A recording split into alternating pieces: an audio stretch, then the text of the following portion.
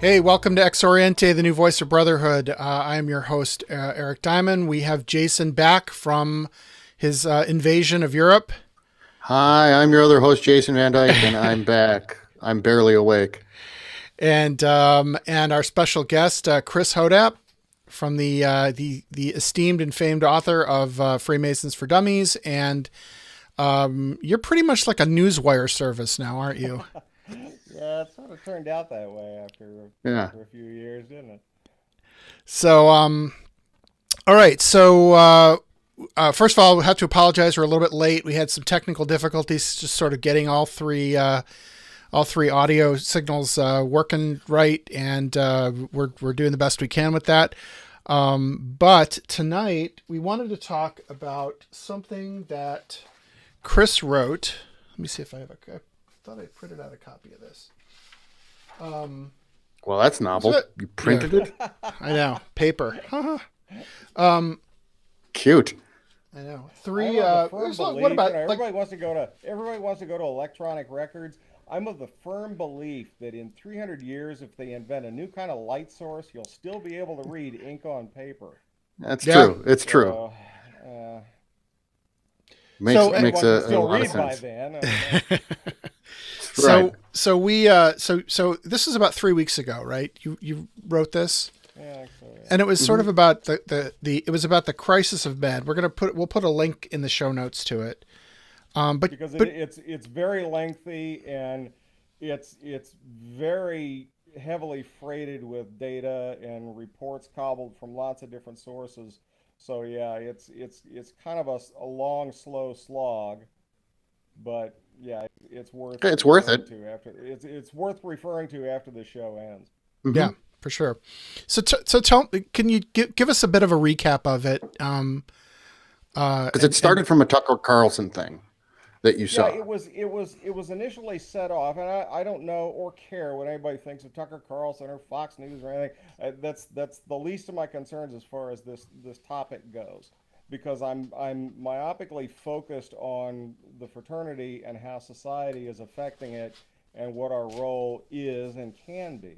So Carlson did a report beginning at the beginning of April, and he did a across 4 weeks. Every Wednesday he did a special report about what he termed as the crisis of men in America, and in his initial report that I put a link to in the story, and I quoted his introductory lead in to the whole thing. He lays out a very long, methodical, very carefully supported list of statistics talking about all of the things that are affecting American men at this particular point in society, from suicide rates and addiction to stats involving employment and depression and single parenthood. I mean, it's this incredible wave of material, and mhm. all of it points to the diminishing role that men have found themselves just as a demographic in the United States right now, particularly men below retirement age, certainly men below retirement age, overwhelmingly between, say, 20 and 45, 20 and 50. Um, and the, the, the story that sort of unfolds is this sad picture that men are being made redundant, which is a sort of a creepy word that the English use when they say that you've been when the English Right. fire you from a job and say your You have services are no no longer use. needed, you're told that you're redundant, which is just a Right. a grotesque term to use to describe anyone. Right. That's But right. that's sort of the picture that emerges here. Mhm. Right. That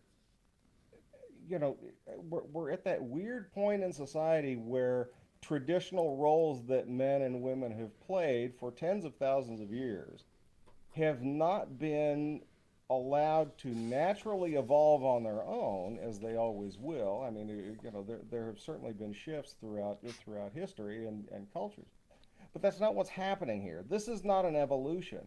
This is a very deliberate pile of causes and effects that have happened in a very short span of time, less than 50 years. Mm-hmm. All of this stuff has happened since 1968, and it's everything from and it's stuff you don't think of, because when I think of situations like this, my wife and I will have these long conversations in the car, talking about where do you start? Where do you start counting chickens versus eggs? Yeah, What absolutely. led to what? And I truly believe that whatever the benefits are, whatever the downsides are, the ticking time bomb that got planted in world civilization, but certainly Western civilization, was the birth control pill. That set it off. That suddenly upended all of human evolution Well, by yeah, and suddenly permitting women to be in control of family size or family at all. yeah, and I'd And also that, argue that antibiotics too. It saved a lot of people. well, You know, sure, that did too. But birth control specifically, that was safe and effective and inexpensive and reliable, hmm all of that suddenly changed everything. And it changed everything from women deciding to work, the sizes of families at all. It changed the divorce rates. It changed, yeah, women no longer needed to remain in a position of being married anymore. They didn't hmm need to rely on men anymore, because if I don't have kids with you, then I can go out and I can get a job as a waitress. right, My life might be crap, but I can go out and get a job, doing whatever I can do, and I don't need you. I can be independent. And so then you have situations where the economy shifted, and you wound up with the awkward situation of what came first: the Walmarting of America. Did people demand cheaper goods that drove manufacturing out of the United States? Or did manufacturing leaving the United States drive the demand for cheaper goods, which only further exacerbated manufacturing leaving the United States, which meant more and more men being out of a job? right. Plus the aspect of women entering the workforce. So all of these things sort of piled together. And in the essay, it also goes into the diminishing of any sort of religious or faith-based constraints or guidances on all of society. That, starting in the 1960s, you sort of came into this period where think of any popular depiction of a religious person of any kind, whether it's a minister or a religious person in a family. 99% of the time, if it's in the popular media, that person is treated like a freak, a nut, a liar, a hypocrite. And it became suddenly, it was weird to believe in that sort of thing, and there was something wrong with you, and it covered up some underlying, Like thing that was missing in hypocrisy or life. something. Yeah. Right, exactly. I mean, that was the way it was treated. So all of this stuff piling together in the last 50 years has had this profound effect on the role that men play in society now, and it has not been for the better. So this is how I found this very interesting, because as I said before, like there's a couple of issues here. I don't, like I went back and looked at some of the Tucker Carlson reports, and I think the cause and effect is questionable. But I understand the predicament that men find themselves in today in the United States, and so I wanted to kind of tease some of that out, because some of the things that you're talking about are really about the empowerment of women, both in society, in the workplace, and the empowerment of women doesn't necessarily have to mean the the disempowerment of men, right? In other words, the Right. things that are ailing us as a gender, right, in the United States aren't really caused by the fact that women have reproductive control over their bodies, No, right? no, not at all. Not at Right. all. And again, as I said in the piece, I only want to examine what got us here from a standpoint of trying to understand that. Mm-hmm. I frankly don't care how we got here. It doesn't matter. These are the cards we were dealt. This is where we are at this particular point in time. Good or bad, I don't care. You find it empowering, you find it terrible. That's fine. Whatever you think it to be doesn't matter. This is where we are right now. And so Okay. the question becomes, what is the role specifically as far as the column goes? What is the role that Freemasonry can play or should be playing going forward? Because all of this is tied together. If you guys, Eric, I know you've been in this fraternity just about exactly as long as I have. I think I joined in '98, and I think that was about the same time you did too. Yeah, you got a year on me. I was 99. Yeah. We had a heck of a class, those guys in '98 and '99, those guys. But at that time, think back and remember there was all this controversy, over the Iron Man movement, the Promise Keepers. Sure. You had these same discussions going on at that point, so that was 18 years ago, all right?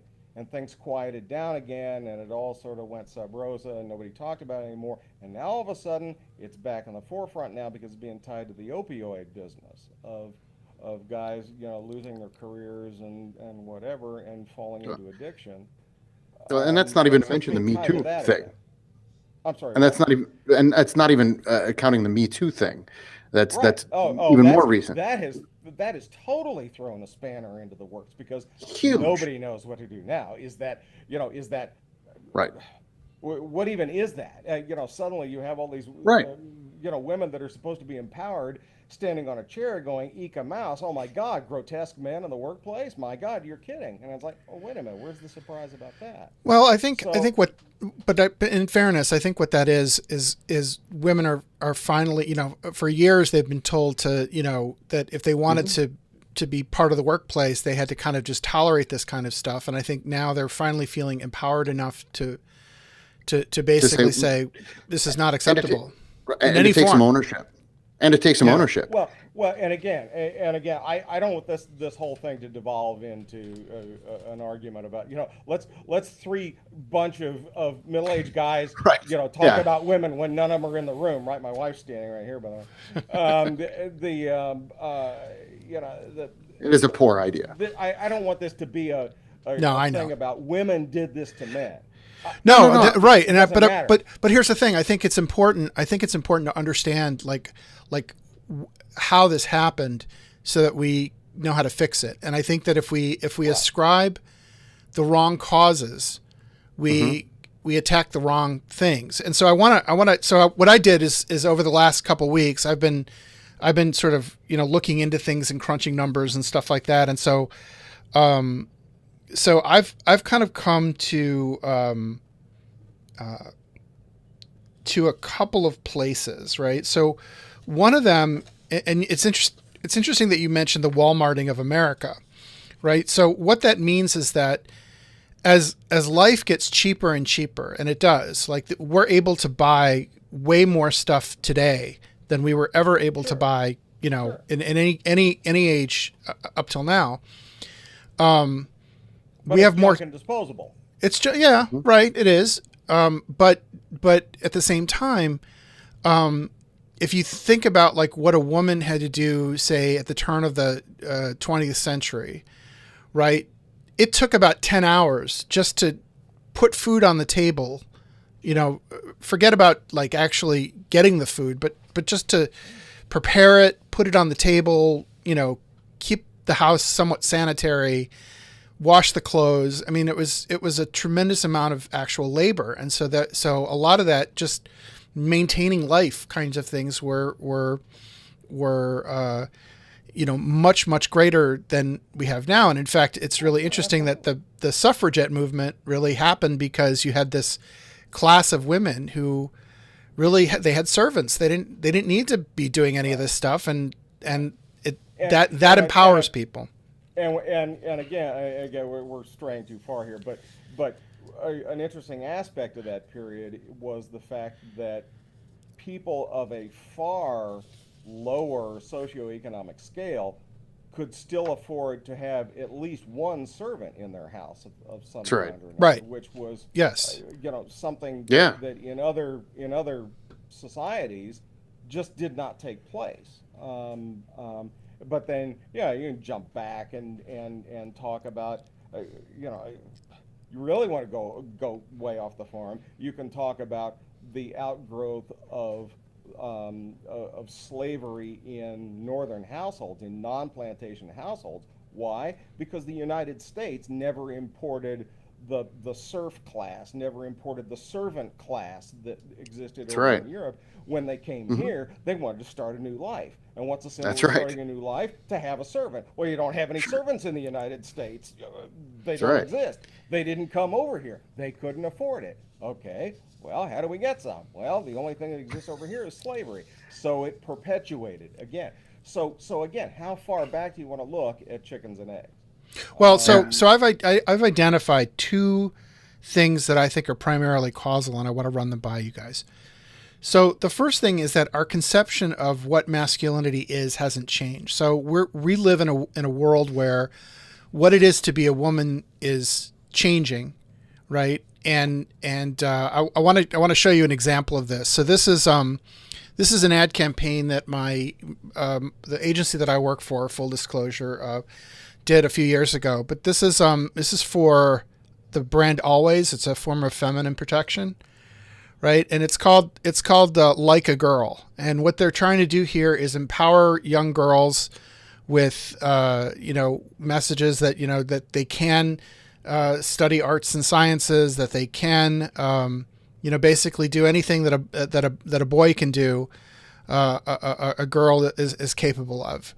Right, so it's kind of busting that myth, and you get things like this. So this is Hillary Knight, the hockey player, who's and you have these like very empowering messages, right?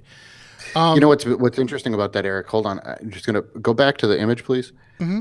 I want to point this out because I think that this is interesting about advertising, which is it gives mixed messages, right? And it's because it's got the woman, right? She's a hockey player, and it's saying, shoot like a girl, and it's trying to give her a different image. But if you look at her face, she's wearing makeup and earrings. Exactly.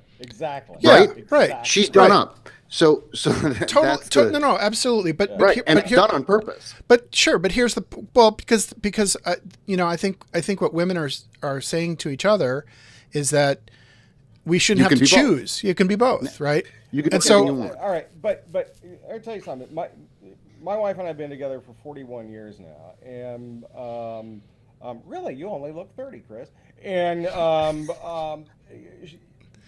25 years ago, there was an ad campaign where this woman walks into her kitchen and she bursts out in song. I can bring home the bacon, fry it up in a pan, and never, ever let you forget you're a man. And she stood there and watched that, and she said, "No, I can't. I can't do all of that. I can't do all of that." And no woman can. Right. No, And this is an absurd notion that's being peddled. And along with the one that went hand in hand of the slob of a husband and the two idiot children sitting on the couch while mom comes running in the door from her 9-to-5 job with two grocery bags, and she's got to rustle up some hamburger helper before 8 o'clock, before Little House on the Prairie starts. And it's like that. My point is though is that the types of things that women are doing in terms of how they're communicating with each other, how they're how they're empowering themselves with Me Too, the idea of what it is to be female, the idea of what it is to be a woman is changing. It's evolving, right? It's not what it was. I mean, if you look at the advertisements and the media that was there at the beginning of the 20th century, it's very, very different. Oh, of course. But what I'm saying is that our idea of what it is to be a man hasn't changed a bit, and that's the problem. No, it hasn't. Right? That's okay. So the question becomes, what's again, cause and effect? What's the problem?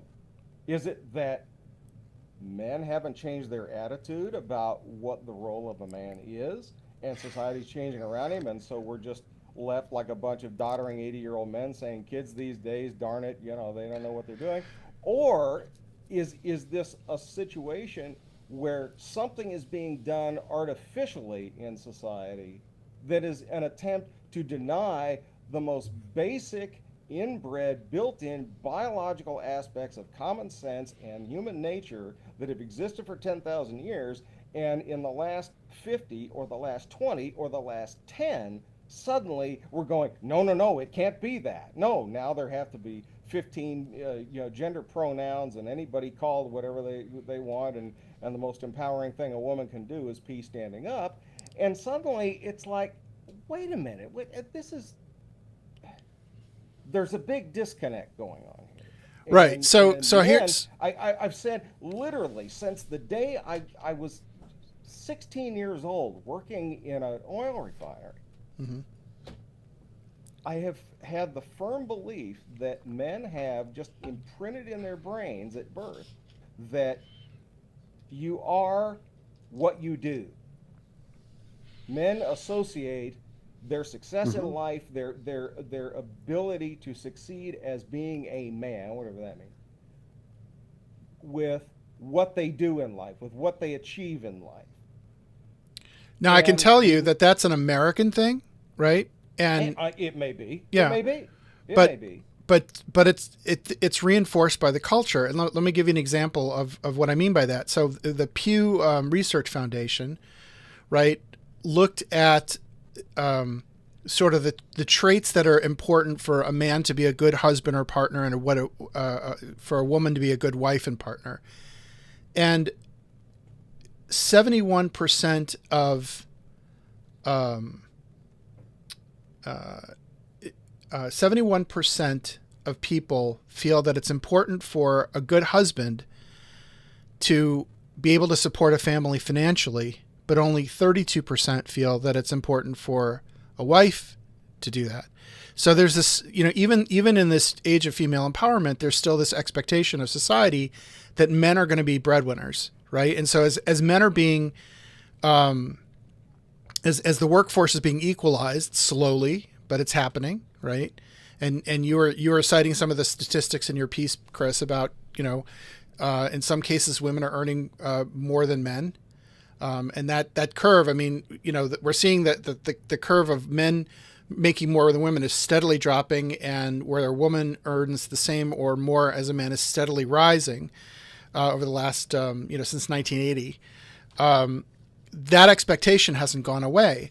And so there's this phenomenon called hypermasculinity, which is driving, I think, a lot of what our ideas of manhood are. And this is from a piece that I found. It was written in the UK called "Hypermasculinity is a Plague on the Modern Man." And let me just read this to you and get your reaction. Hypermasculinity is the belief that in order to be a man, you must in no way resemble a woman. Even being remotely feminine strips you entirely of your masculinity. This then means that conventionally feminine traits such as tenderness, compassion, and empathy are strictly off limits. In order to be a man, you cannot display evidence of harboring any of these aspects. Instead, the man determined to be perceived as a man by society must alienate themselves from all emotion that is considered feminine. In place of these feminine emotions, men are permitted characteristics such as lust to present sexual prowess, rage to show strength, and bravado to display courage. By limiting the expressiveness of man within the parameters of this concept of hypermasculinity, men are corralled into a specific mold. From a young age, rather than celebrating individuality and encouraging uniqueness in whatever form it may present itself, the boy who veers from the path of machismo is the target of contempt, isolated from his peers for insufficient levels of testosterone. Okay, Assigned every Wall Street banker. Yeah, and so what do you have happening now? you have boys who are 4, 5, 6, 7 that are exhibiting perfectly natural biological traits on a playground, or just the sheer act of growing up and getting independence out of the crib, and running around and yelling occasionally, or you're kicking a wall just for the sake of kicking a wall and this kind of stuff. Suddenly, oh, he's got behavioral problems, and so we're going to drug him. So you got a third of the kids in any given school on the face of the planet taking Ritalin, for heaven's sake.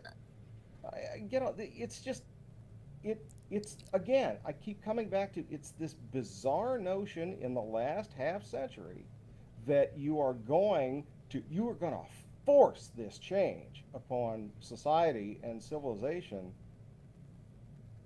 completely in spite of all biological forces that exist, that are just baked into our cakes. Yeah, I mean, here's the thing about the biological thing.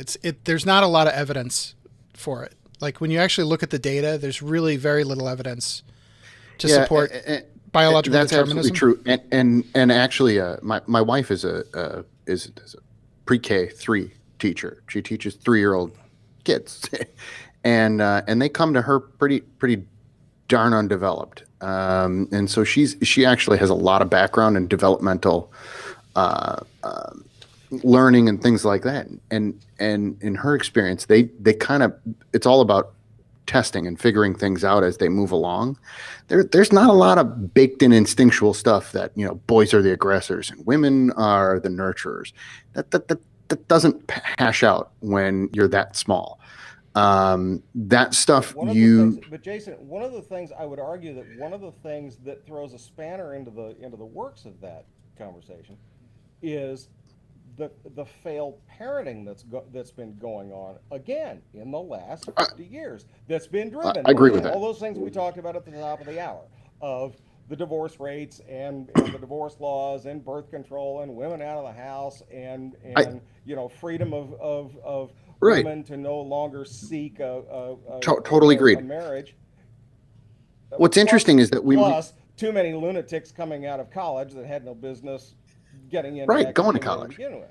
Right. That's true. What's interesting is, I think that your article points out, and we talked about, it's a lengthy article, is that there is no, I mean, you can kind of boil it down and say, listen, I think it's, one of the main roots of this is birth control. It's a pretty good idea that you had there. Right. It's but it's not marker, one. But I think it's a good one. But it's right. It is. But you show that there are a lot of different causes. This is not just one thing that's happening. No one just did this to one domino and watched it all go. Exactly. It's multiple things on multiple fronts, and so you're totally right. I mean, it comes at you in so many different directions. But here's the result of this, right? So if society is changing, whether we like it or not, because of technology, because of automation, because of all these birth control, medicine, right? Society is changing. And so if our whole conception of what manhood is, right, is based on the notion that men are self-sufficient, right, and that they don't ask for help because it's a sign of weakness, right? Mm-hmm. Then what's going to happen is men are setting themselves up for isolation.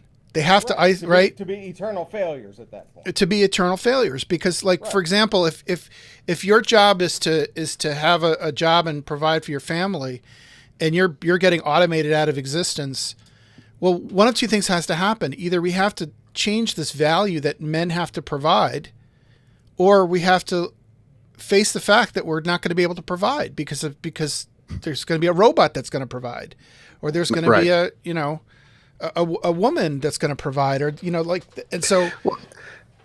What's interesting is that brings up that we're a victim of our own success. Yes, we are. See what I'm saying? And that was something that I brought up in other writings, where I say, on a whole host of other issues, was the Enlightenment too successful? If we question everything, if everything is up for grabs, it's a damn good point, Chris. It comes back to the old saying that if you believe in nothing, you'll fall for anything. That's right. If we question everything, cynicism is so high. I just saw a headline go by today that a third of millennials don't believe the Earth is round. I mean, now, is there? That seems kind of high. Are 10% of the people that answered that question doing it because they'd be a smart ass and just click no, I don't believe the Earth is round on the forum? Right. Okay, Yeah. that's fine, but that doesn't account for a third of all of them. Yeah, Right. I'd need to see the data for that. This seems Yeah, a little high to me. I'm But just yeah, saying. But I get your point. Yeah. I mean, I was in advertising for 25 years too, Eric. Yeah. It's like, research proves research works. Right. So, That's right. But That's 100% right. You can statistic yourself to death. But let me try and yank this barroom conversation kind of back to what the ultimate point of the article was, which was Freemasonry has a role to play, and I think we are missing the boat, and we're doing ourselves a disservice. We have been living off of our reputation now for an awfully long time. We've certainly been really living off long of it for 30 years, arguably 50 years, arguably longer. 70. And when we publish those lists of famous Freemasons, the analogy I made was it's like a phantom limb. Yeah. They don't exist anymore, but we like to pretend that they do. We like to say, look at all these presidents that we have. Okay, well, the last one was in, 1953? Or, Jerry Ford. So Jerry Ford, yeah. 78, yeah. So what have you done lately? We say not a heck of a lot. We say we make good men better. Okay, do we do that by reading the minutes and paying the bills and warming up pork and beans? No.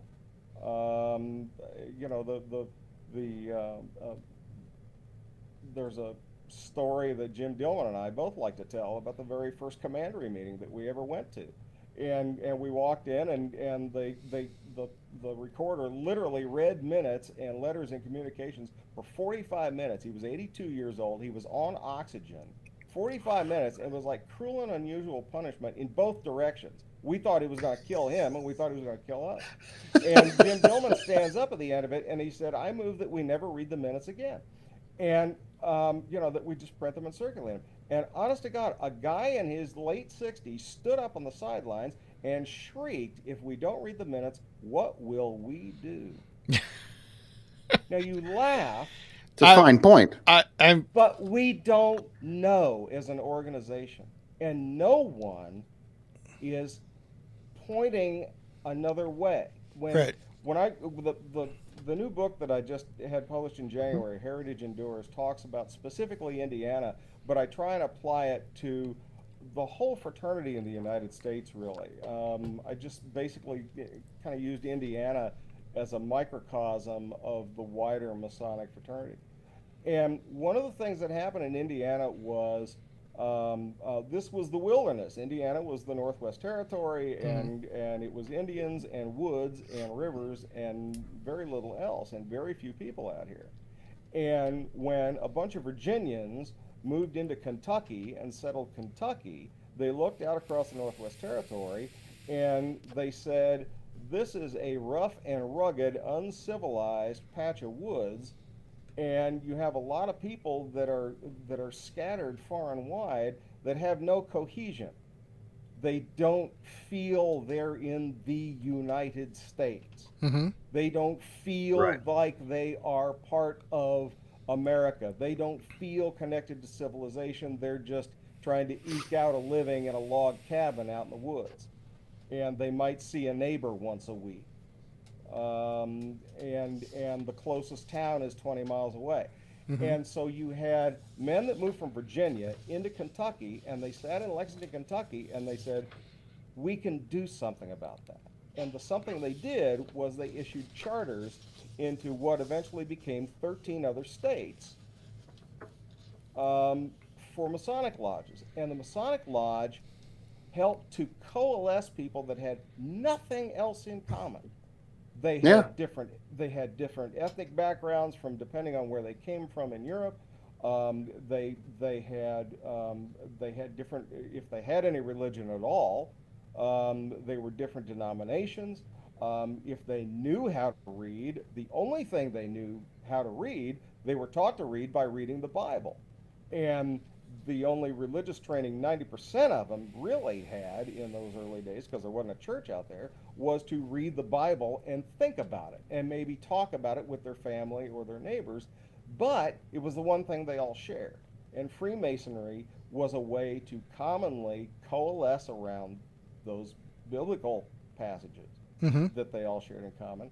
And it allowed them to drag English civilization, East Coast civilization, into the woods and to help civilize it. And I think we are facing our own version of that today. Because, again, talking back in the 90s when we were talking about this problem, remember Bowling Alone, when Robert Putnam published Bowling Alone in 1999 or 2000? One of the things that he was most alarmed about was this disconnect of civic engagement. He was truly scared of that because he said the ramifications of that are really terrible in a Republican democracy.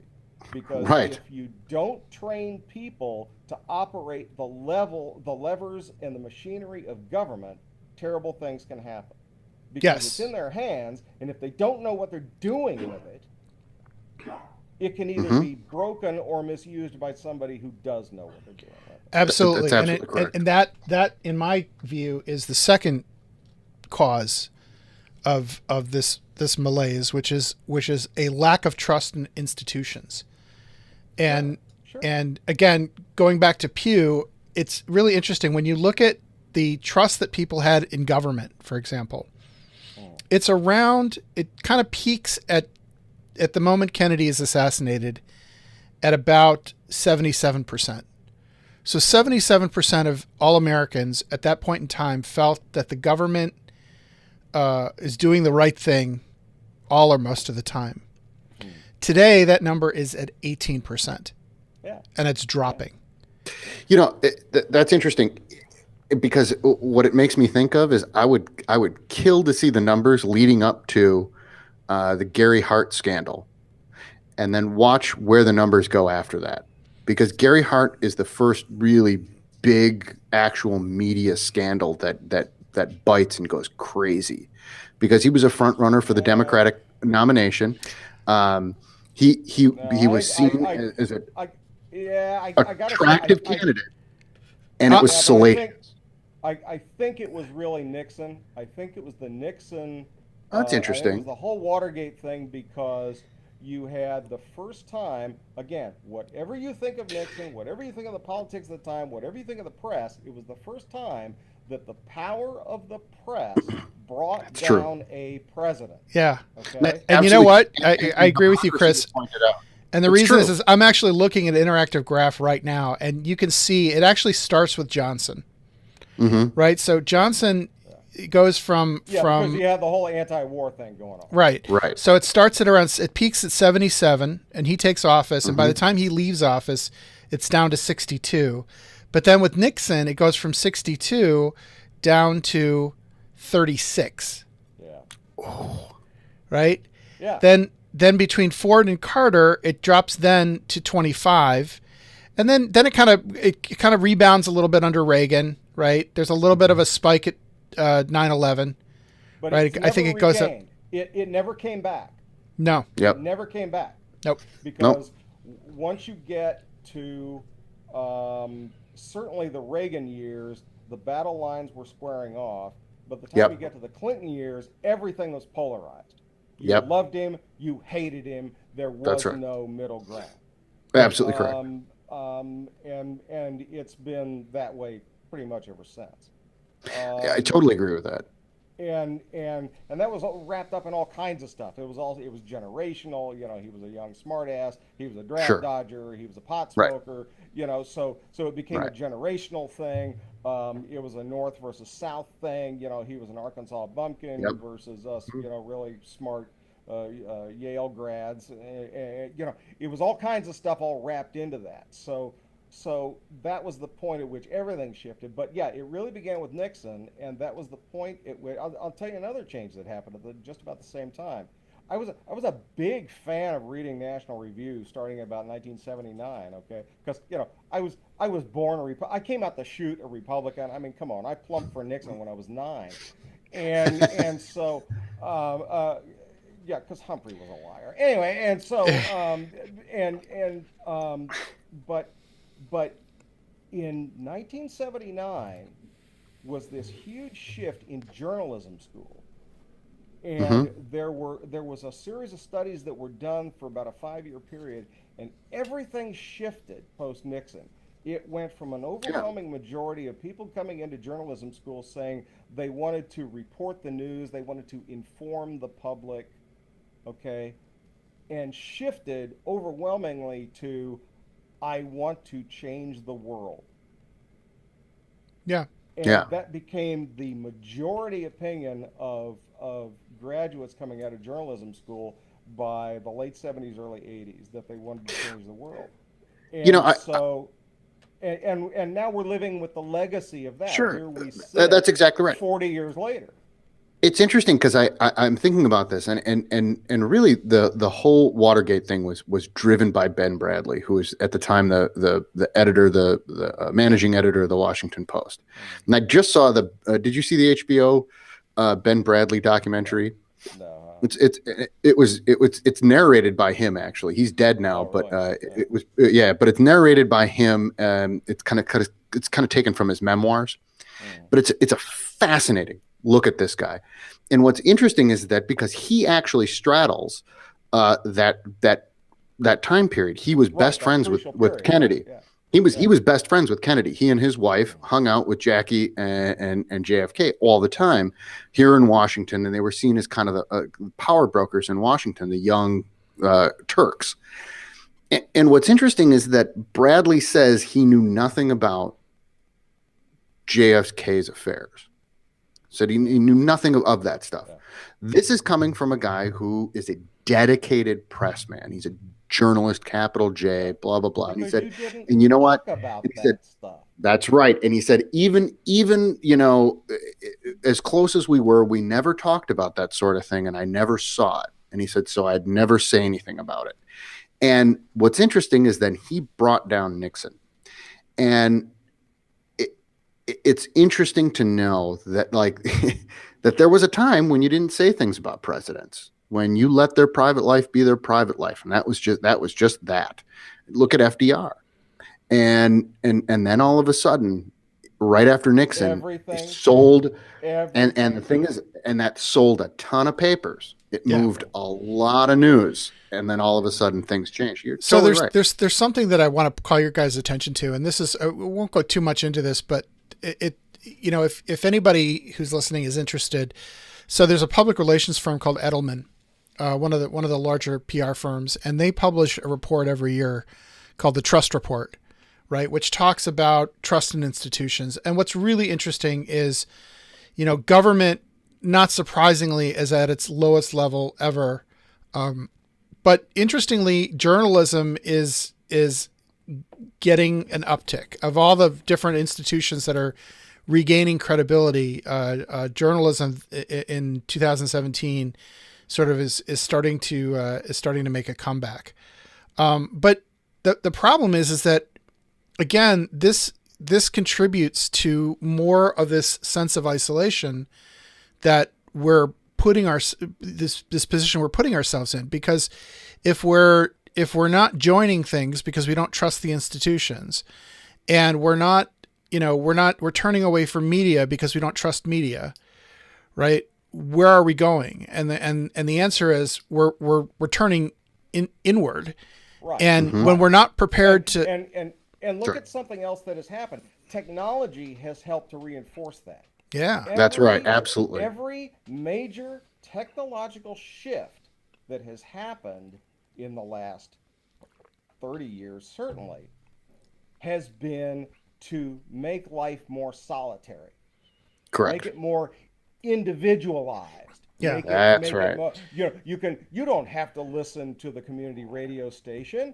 You can listen to your own music anytime. You don't have to read That's the right. local newspaper. Absolutely. You can read about Ukrainian, Mm-hmm. troll farms if you want to. Right. You don't have to listen to your local politician, because complaining about the guy who's in the White House this year is the one that's so much more fun to obsess on. So you don't care that they just jacked up your local property taxes by 30%. Right. That's You absolutely. That's don't as even men, right. know. so as You men, don't we even know. yeah. So That's as right. men, we've kind of elevated this culture of individualism almost to a religion, Right. Mm-hmm. right? Right. And Again, so, was the Enlightenment too successful? Was well, it a victim of its I own don't think that success? that's enlightenment. I mean, Ben Franklin was famously said, gentlemen, we must hang together, or most assuredly we will hang separately. Right. I think that as part of this institutional trust thing, there's this feeling that, again, being part of a community, being communitarian, as it will, where you say the community is as important, or even in some cases more important than the individual. Right. That's what that kind of thinking was present throughout the entire history of the United States. And, so like the idea, of the lone cowboy, I mean, cowboys were like antisocial, like people didn't like them. Yeah. People didn't want them in their Right. towns, Yeah. The And- rough Exactly. and rugged mountain men that were doing things like They getting were their ear bit nutbags. off by bears and sewing it back on themselves. Yeah. Yeah. They were about as antisocial as you could get. Right. Yep. So we've elevated those culturally into this sort of this role model that is doing us damage. But I wanted to go to social media because there's a lot of this kind of, not surprisingly, kind of blowing up. My friend Adahan asks, where do we stand, Freemasonry as an institution? Okay, I'm not sure where Well, do we yeah. stand as what. Okay, let me try and, because this is kind of what I was trying to get at with the column to Right. begin with. I know it sort of sounded like free association when it started, but I really did have a point, which is Freemasonry has, in my mind, the same role it had to play in 1811 when they were sending charters out into the Northwest Territory, because you have American men specifically running a huge number of them now living in single parent households, the majority of those being without a father. So they have no father figure. Mom is the historically the emotional side versus the order side. And so all they're getting is the emotional reinforcement and the emotional nurturing, and not getting the kind of guidance that you get from a father. They are not learning civic skills, even in situations where they're homeschooled. Okay, again, individualizing. Okay, so you can have a kid that gets all the way up through high school and never interacts Right. with other kids. That's right. They interact with mom predominantly, teaching them whatever their lesson plan is, and then going out and doing whatever mom thinks is the field trip for the day or for the week.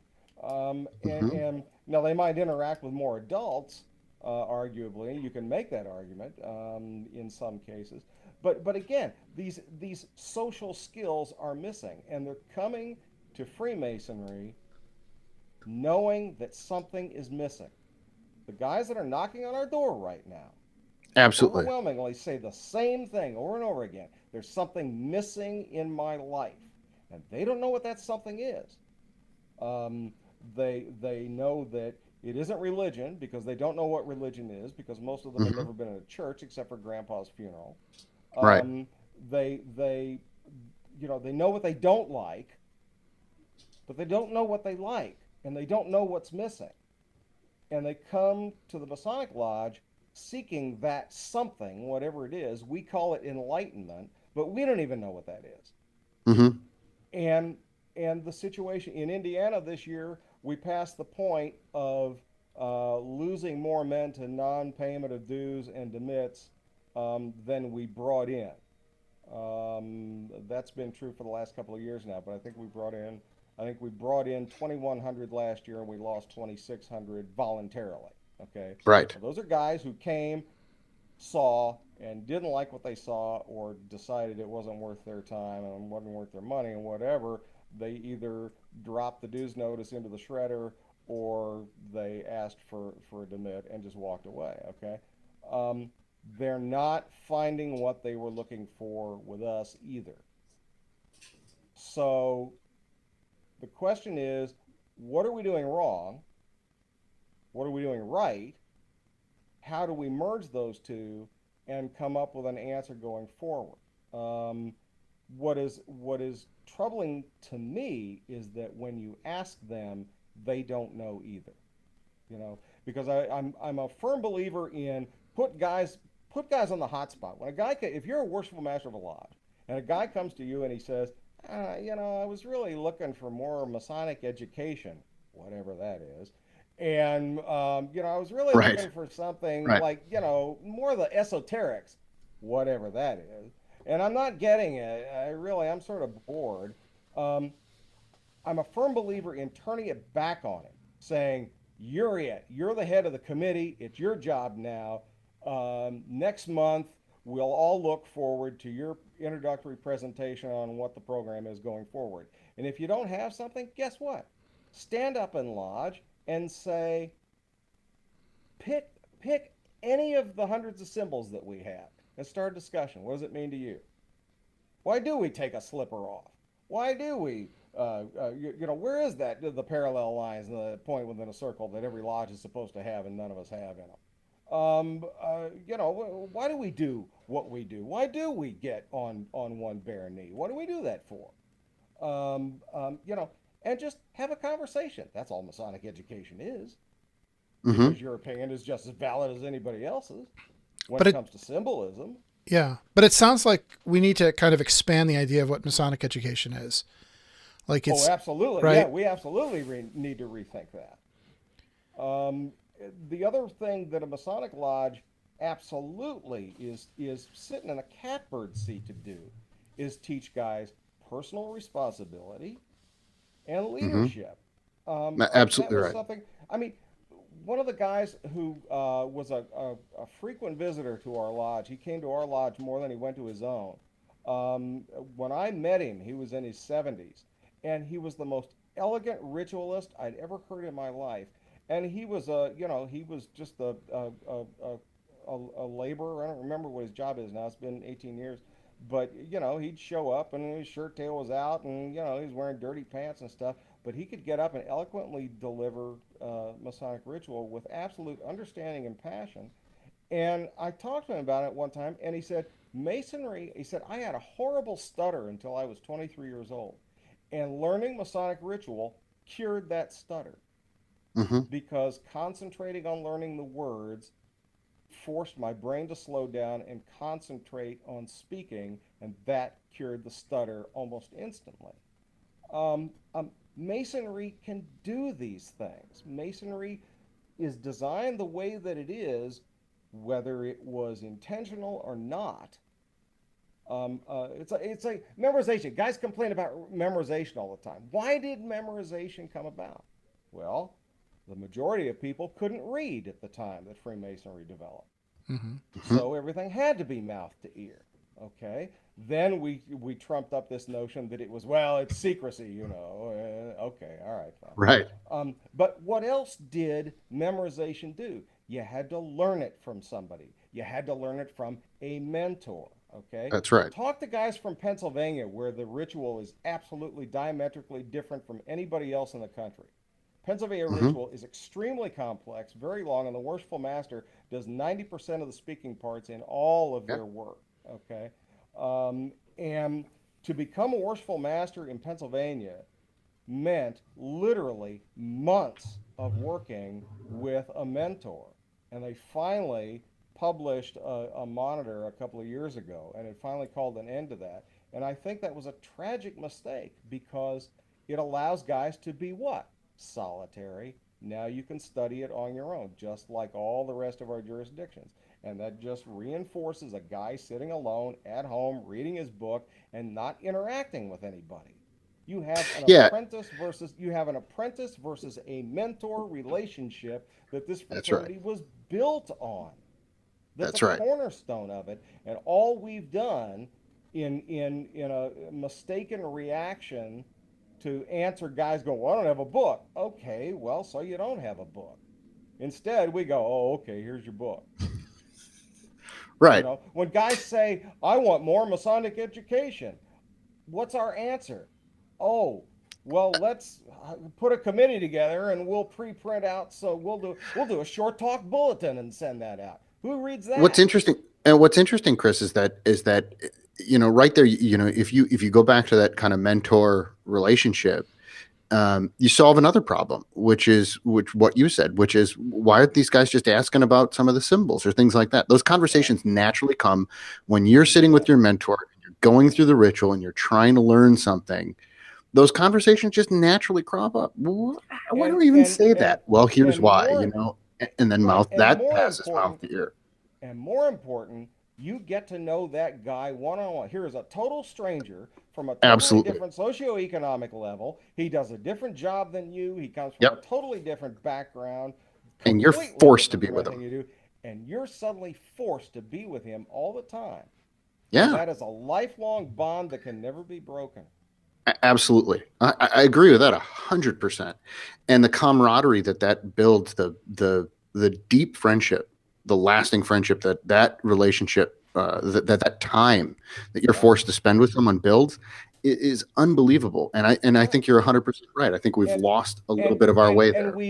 And at every turn, every major change that we have tried to make in this fraternity, from jurisdiction to jurisdiction over the last 50 years, honest to God, unless it is something that is grounded in the way things were done in the 1830s, before we shifted everything post Morgan Panic and post Baltimore Convention, unless it dates back to that, I think every change we've made in the last 50 years has been a tragic one.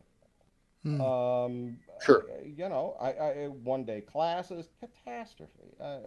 Not because I'm a victim of a one-day class. Mm-hmm. I got sent to one because my lodge couldn't do the fellow craft and master mason degree. So myself and my friend Nathan Brindle and I, we were sent to a one-day class for our fellow craft and master mason, and something was missing from that experience, because you can only experience it once. And sitting on the sidelines watching it is not the same. It just isn't. Now, it doesn't change participation. It doesn't change retention. It doesn't change any of that one bit. It changes perception. So, I agree with that. Beyond, though, the ritual, right? When we go back to sort of some of these issues, like, depression, high suicide rates, economic disempowerment, how can Masonry make a difference there? I mean, it sounds to me, and when I sort of look at this, I see a government that is increasingly powerless to really make any real changes. I see that the business community is sort of, so they're into like almost like I've heard it be called surveillance capitalism, right? Where they're more interested in the data and our consumption habits than in actually fixing any problems. I mean, I'm starting to come to the conclusion that we're it, for men. Yeah. I agree. I come to the same conclusion. Mm-hmm. So how do we address some of these other problems that go beyond the having a program at a lodge meeting? And I mean, those are problems, to be sure, right? We've known about them for quite some time. We don't seem to be able to make substantive change around that, but there's more that I think needs to, like, I think the idea of what Freemasonry is needs to expand some to start to encompass some of these other things. I'm running up against this in my own jurisdiction, and I'm frustrated beyond belief, because I keep coming back to the same answer over and over again. It has to do with what is the best way to communicate fraternity-wide. How do I, Yeah. again, I keep using the marker of 1968, 50 years ago, not because everything was perfect, but because it's a good marker, okay? Because the world changed in 1969. Everything in the world changed in 1968. 50 years ago, our statewide magazine showed up in everybody's mailbox once a month, like clockwork. And so everybody was on the same page.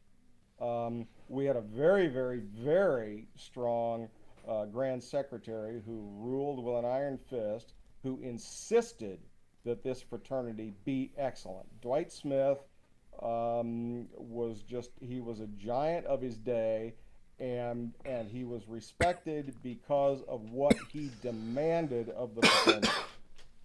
Yeah. His answer was, this fraternity is the greatest fraternity on earth, the greatest fraternal organization of gentlemen on the face of the earth, and by God, we're going to live up to that. Right.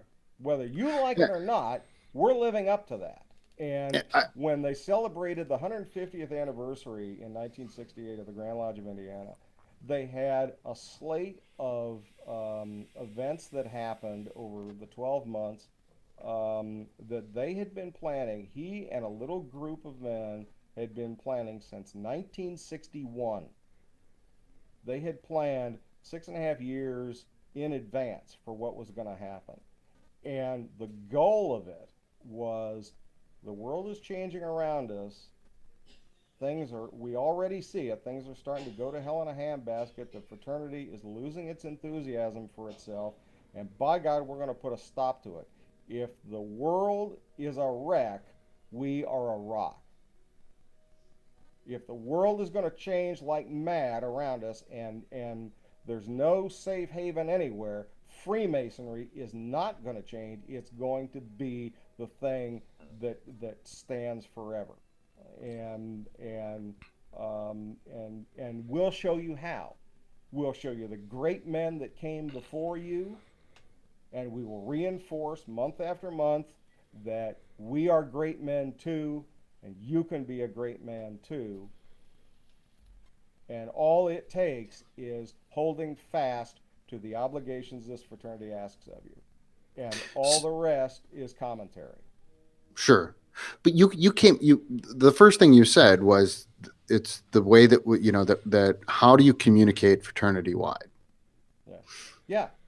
And how do you do that? How have you answered that question? I don't know. Like I said, Alice, you're in the shot. Don't worry, it's not tiled. Don't worry. That's okay, Alice. We still love you. Don't worry.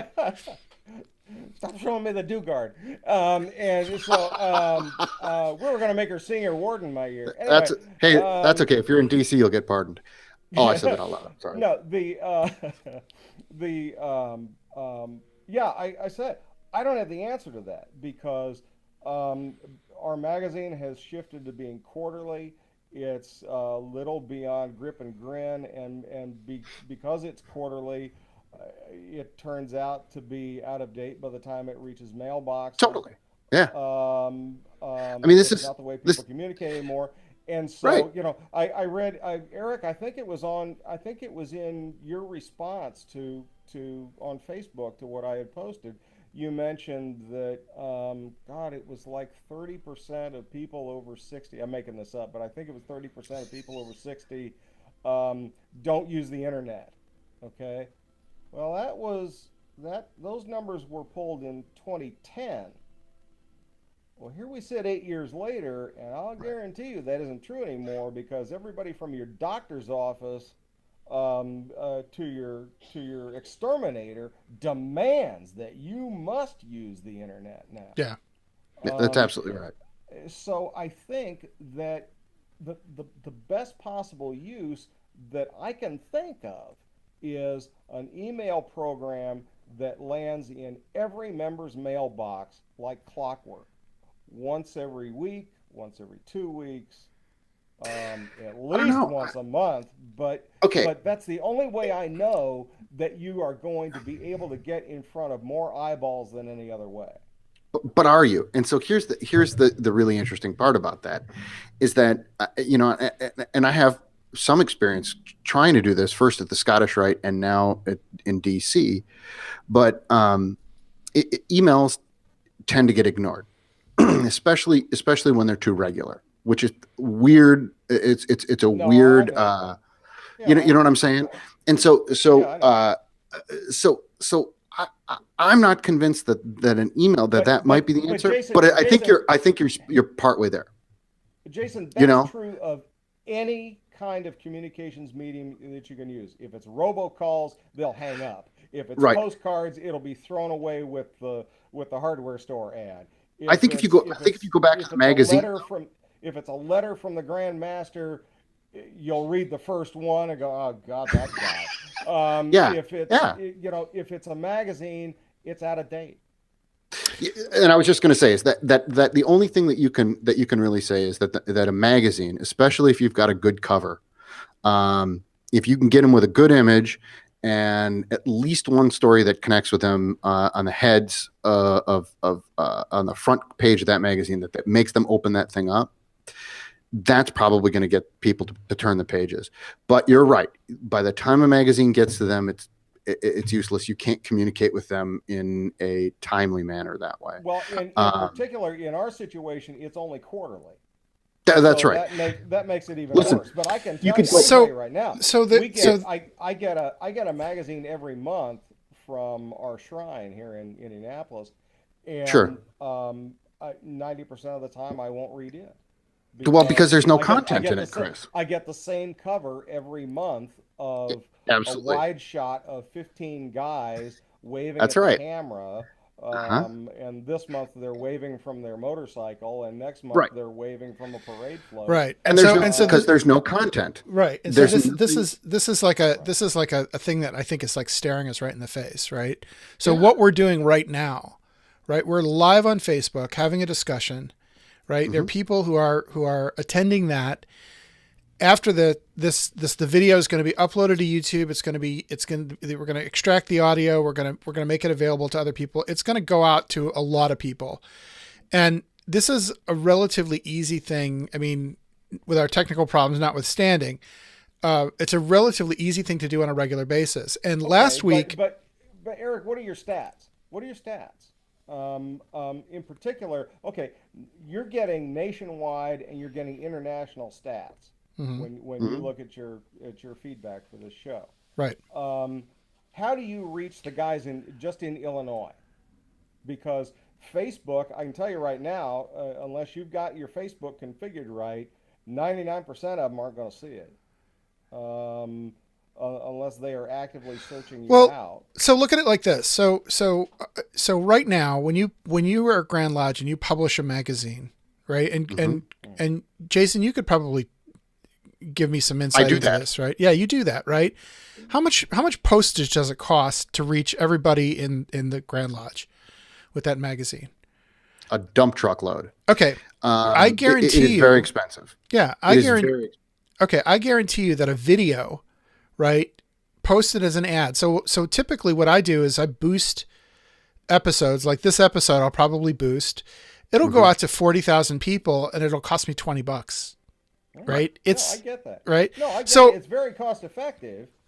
I'm just saying there, but I can restrict the targeting. I could say, you know what? I only want to target people in my jurisdiction.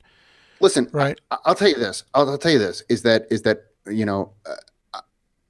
from what I do for our jurisdiction and our jurisdiction only, what I've found is that you have to have a media mix, and that mix. Well, and that's the real you answer. have to, the real answer is try everything, and when that doesn't work, you have to try everything. It basically, I tell every grandmaster that comes through is that my communication strategy is a blunderbuss. I will shoot you in the face with as many things as I possibly can get my hands on to try and get the message out, because some people ignore email. Some people ignore the magazine. Some people ignore, I can go on down a list. I've got about six different channels that I use. That's been true ever since media Absolutely. was invented. The biggest problem I have in that job is finding messages that are worthy to broadcast. Find the content, right? Because Chris, what you said is that you get a monthly newsletter from your shrine, and it's the same damn thing every time. That drives me up a wall. It literally is nails on a chalkboard to me. And I see it happening more and more because we get less and less content. I've got one guy in my jurisdiction who writes 90% of my stuff for my blog that ends up in the magazine. And, and it drives me nuts. There's so many other voices that need to be heard that have good things to do, but they just won't publish them. They just won't get off their butts to do it. When Dwight Smith organized his sesquicentennial celebration for 1967-68, okay, his 150th anniversary committee eventually had 250 members. He was also writing a history book for Indiana called Goodly Heritage. And it's this massive research book, and it took him 20 years to write it. And he was perfectly situated to do it because he was Grand Secretary, so he could send down these thunderbolts from on high every month, saying the Grand Secretary demands that you do this and do that. And one of the things that he did was he literally demanded that every single lodge in the state of Indiana provide him with a history of their lodge. You will write it. You will write it, and you will send it to me, and it will be here before January of 1967. Period. And in 1966, when they all didn't come pouring in, he then took it upon himself to appoint 12 guys whose sole job it was to travel the state, go to stated meetings, and stand up in lodge and say, I expect it by next month, and if it's not here, I'll come down and I'll rain down the wrath of God on you. You will write it, and you will send it to Dwight.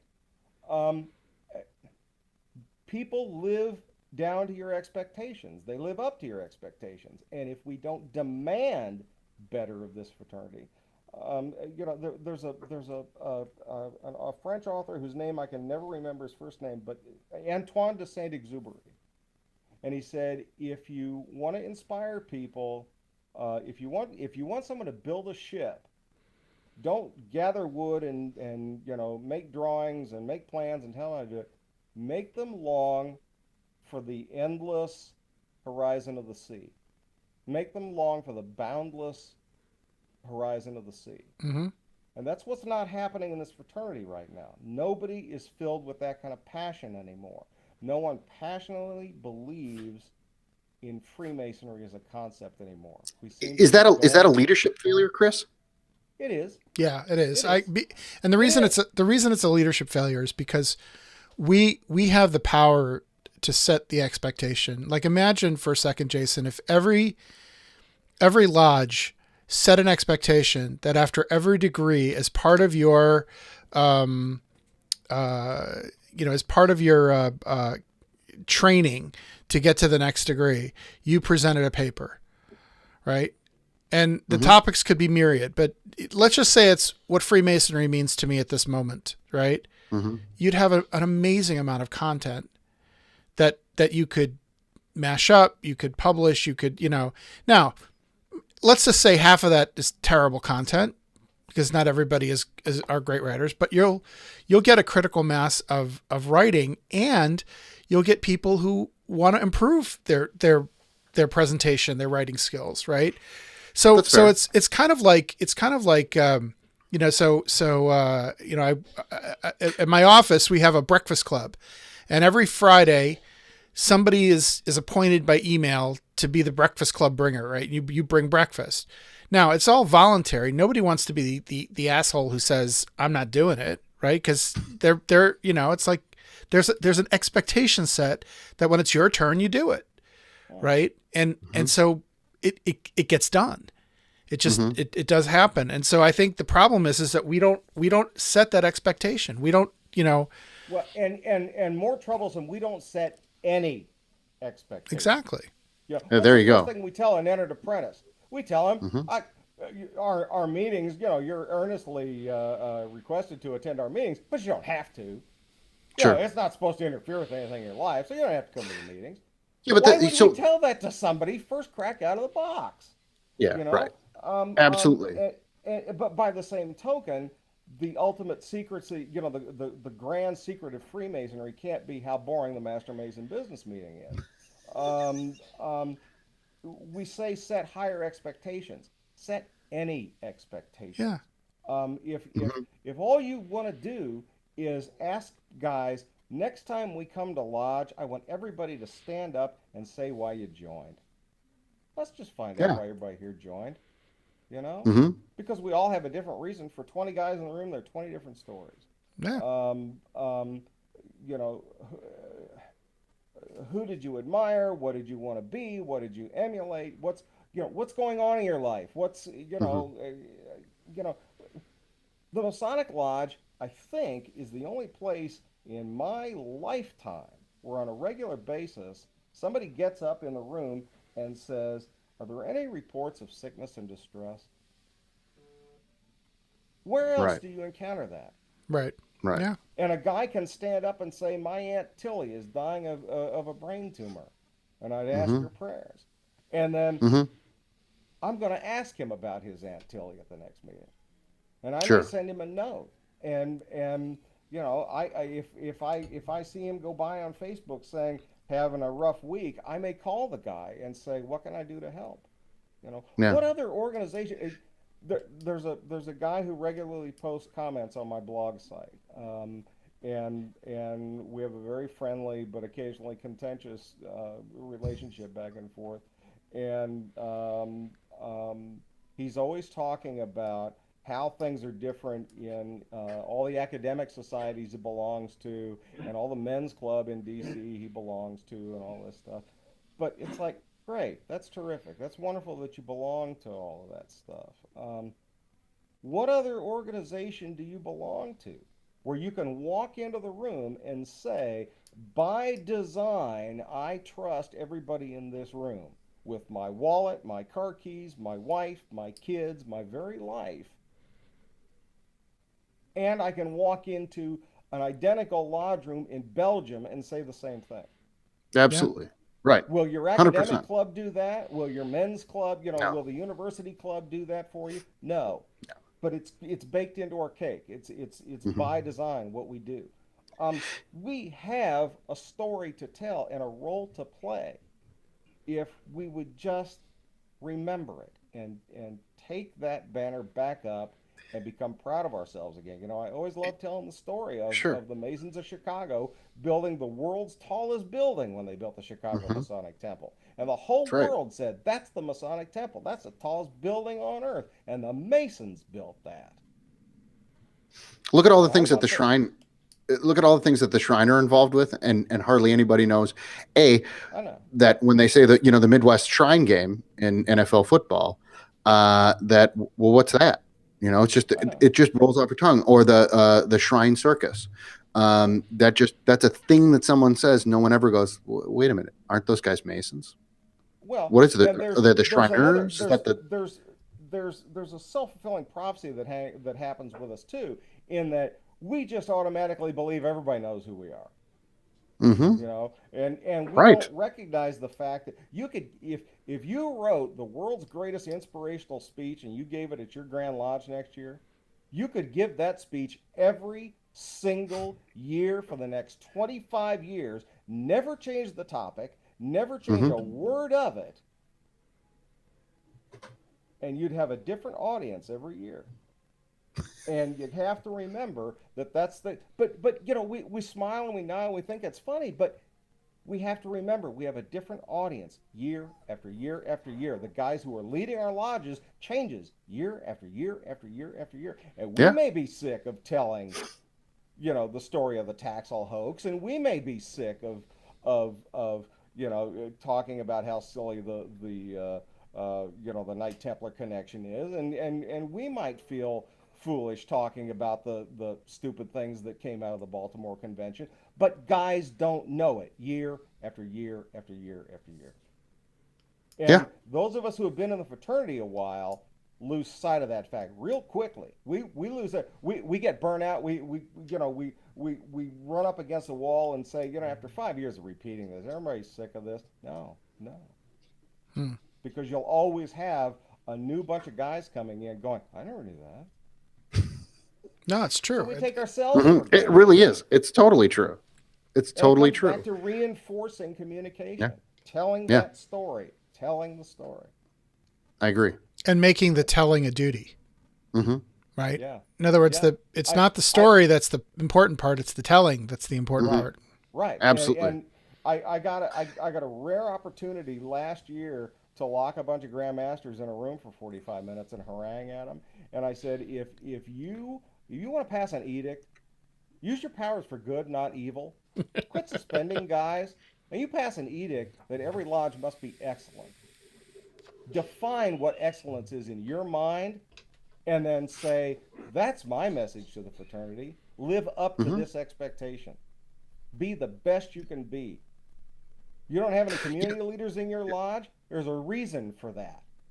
You don't ask for them. You don't. That's right. You don't expect them anymore. You think so little of yourself that you don't expect it anymore. Well, we lack charismatic leaders in the highest positions. Yeah, we do. Yeah, we do. And that's a damning thing for me to say.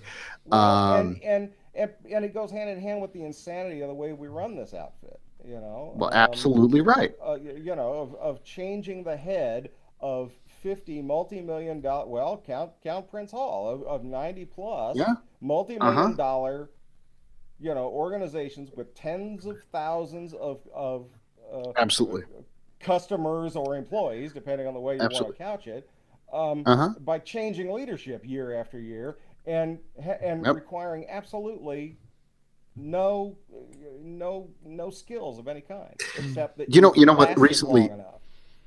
recently I've had the the epiphany. Actually, was on vacation last couple of weeks in Europe, and had some time to kind of just get away from Masonry and think on my own for a little bit. And I was thinking about the Grand Lodge system and that rotation and how ridiculous it is that we change our CEO once every year, some places once every 2 years, but really once every year. And that there's like sort of a rotation of your board of directors as well every year. And I thought about it, and the best analogy in my head that I could come up with is that basically we're like the Mazda MX-6. It has a rotary engine, which is a really, really fancy. I know. I remember when the Wankel rotary engine was patented. And damn it, engineers just love the hell out of a rotary engine because technically it's more efficient. Technically, this thing is a marvel. It's so cool.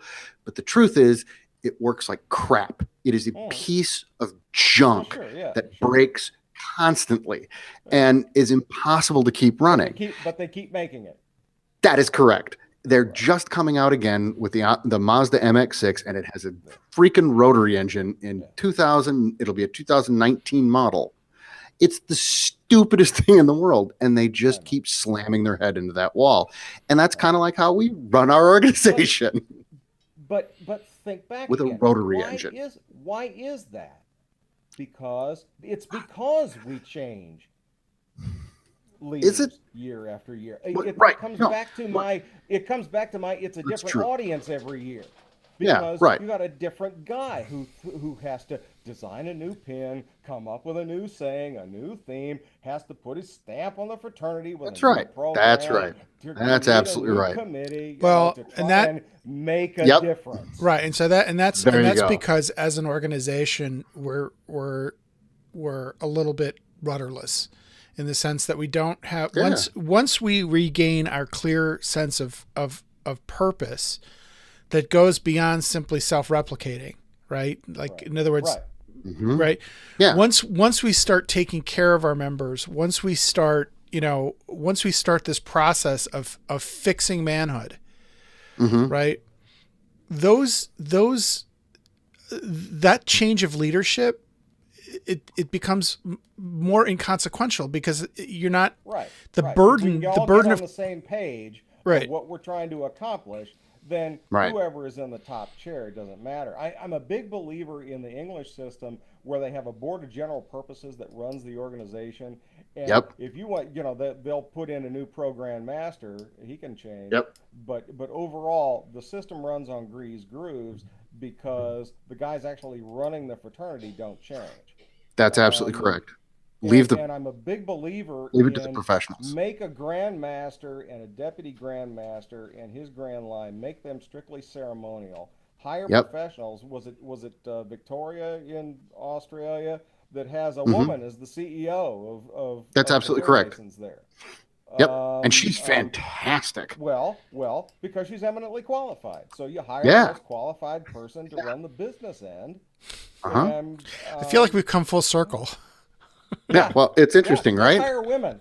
Just don't let them into our meetings and see our secret stuff. That's right. But let them in the business. Yeah. 100%. So anyway, all right. Well, So with that, I think that's sufficiently bored everybody to death by slogging this. Probably. This is like three guys sitting on a bar stool, saying, It really is. that's pretty much the show. No, that's great. Okay.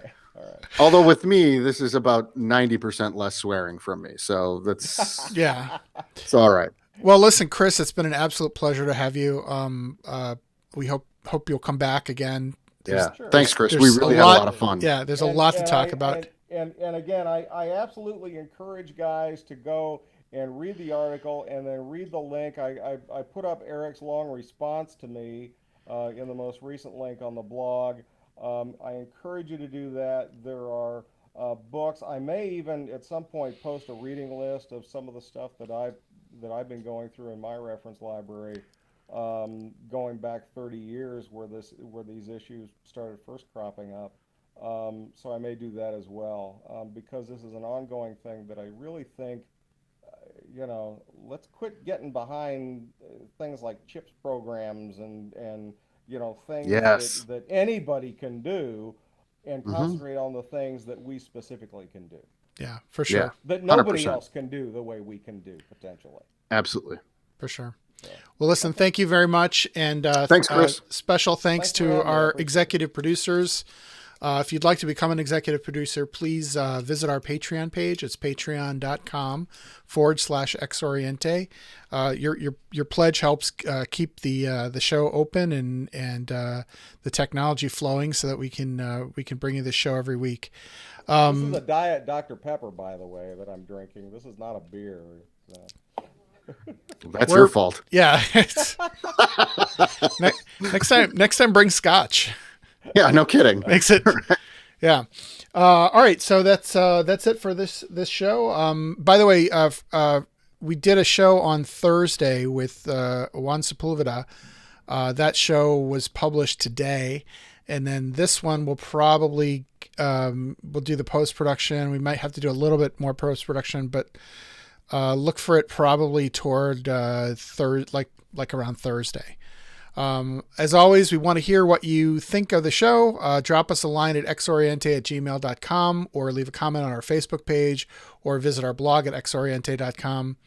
And that's about it for me. So take Thanks care. for having me. Good night, everybody. Thank you. Good night.